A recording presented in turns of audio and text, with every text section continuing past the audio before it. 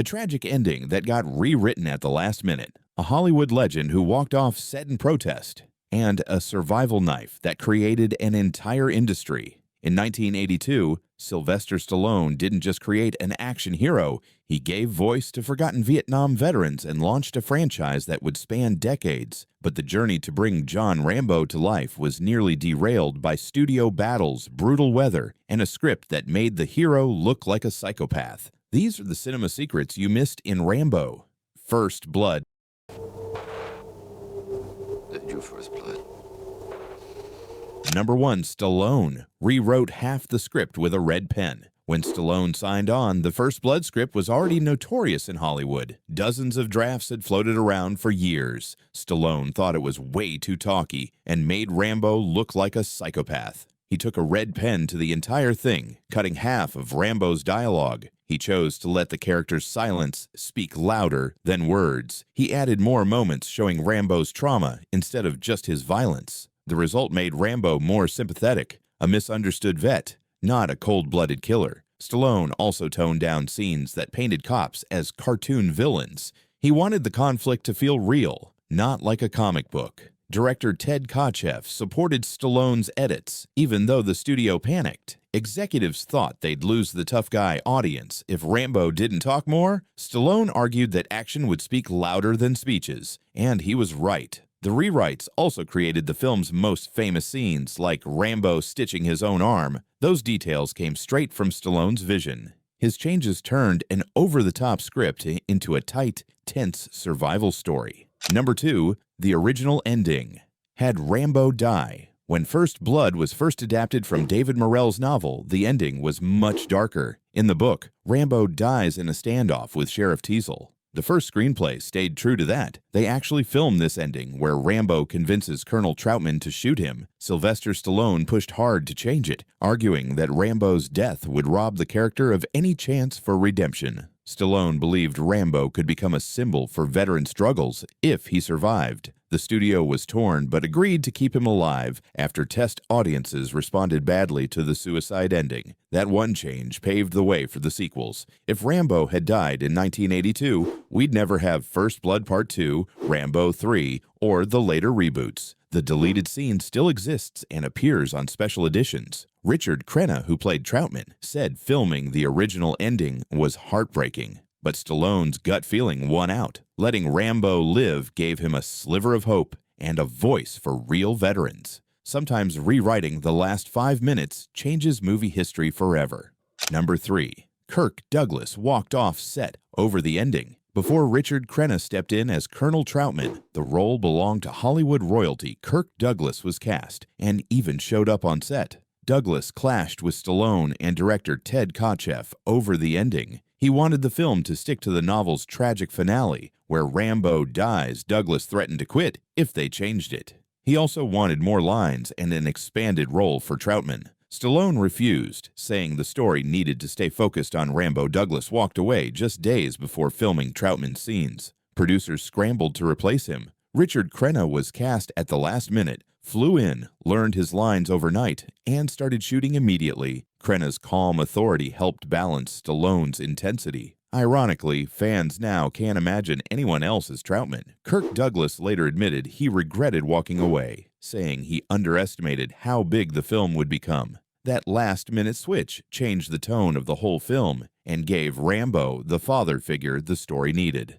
Number 4. The town didn't want them there. Hope, British Columbia became the fictional town of Hope, Washington for First Blood. The real locals were divided about hosting the production. Some thought the violent story would ruin their image. Others worried about Stallone's reputation as a Hollywood bad boy. Businesses closed their doors to the crew in protest. When the film crew brought in money and jobs, attitudes changed. Still, some locals tried to shut down the shoot. One store refused to let them film inside, forcing a major scene rewrite. Stallone later said the town's chilly vibe helped him get into character. He felt like an outsider, just like Rambo did in the story. Hope now fully embraces its Rambo legacy. There's even a big wooden Rambo statue in town. Die-hard fans visit every year for walking tours of the filming locations. The same bridges and woods still look just like they did in 1982. Hope, BC went from reluctant host to Rambo's forever home. Number 5. Stallone did his own stunts and cracked a rib. Sylvester. Stallone didn't just act tough. He risked real injury to bring Rambo to life. He did most of his own stunts, even when the crew begged him not to. One of the most famous stunts was when Rambo jumps off a cliff and crashes through trees. Stallone actually made that terrifying drop himself with just a thin harness for safety. He cracked a rib when he hit the branches, and filming had to pause for a day. He also ran barefoot through rough terrain and freezing temperatures. During the motorcycle chase, Stallone insisted on driving without a helmet for realism. In the cave scenes, Stallone crawled through real mud and freezing streams. He refused to wear a wetsuit under his clothes despite the icy water. He wanted every shiver and grimace to be genuine. The director later said Stallone's commitment was borderline reckless, but made the film feel raw. His bruises and cuts you see on screen, most were real. That authenticity is part of why the movie feels so visceral today.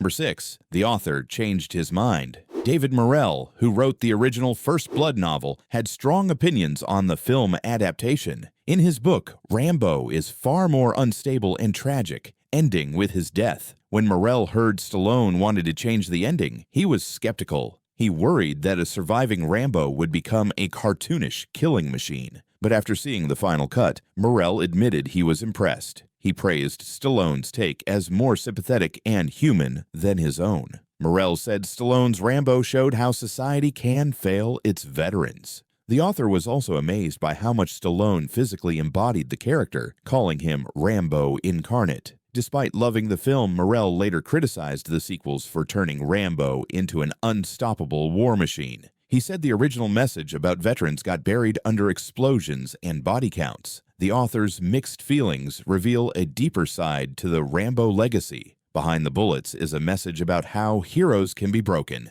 Number 7. Brian Dennehy made the sheriff more than a villain. Sheriff Will Teasel, played by Brian Dennehy, wasn't just a one-note villain. Dennehy took the role seriously and prepared like it was a dramatic stage part. He rode along with real sheriffs in small Pacific Northwest towns, studying how they interacted with drifters and troublemakers. Dennehy said Teasel didn't see himself as evil, just doing his job as he understood it. In his mind, Teasel was protecting his town's fragile peace. Dennehy's performance added layers that make the conflict more believable. He avoided playing Teasel as cartoonish or purely corrupt. On set, he and Stallone agreed to push each other physically in fight scenes. Dennehy ended up with a cracked rib after one on-screen scuffle. His commitment helped elevate what could have been a typical movie sheriff. It turned Teasel into a tragic figure, a man who picked the wrong fight.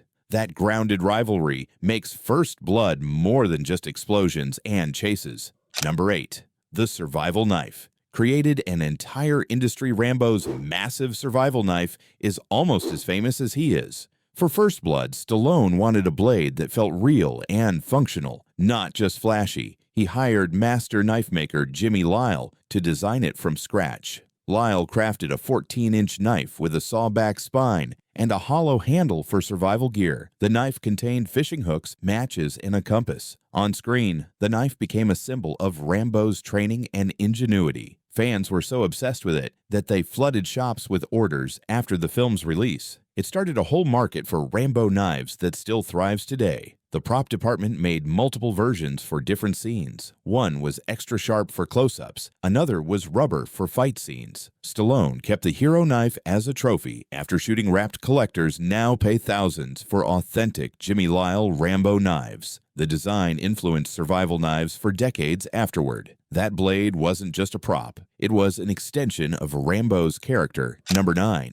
British Columbia's weather nearly killed production filming. First Blood in British Columbia's wilderness wasn't easy. The weather was brutal, with freezing rain and unpredictable snow. Stallone called the forest beautiful and miserable at the same time. Cast and crew battled hypothermia and constant mud. Camera equipment froze overnight, halting shoots for hours. Scenes had to be reshot when rivers rose and wiped out props. The iconic waterfall escape scene was filmed at a real river gorge. Stallone did his own river stunts, risking pneumonia. Local wildlife even caused chaos. Bears were spotted near the set multiple times.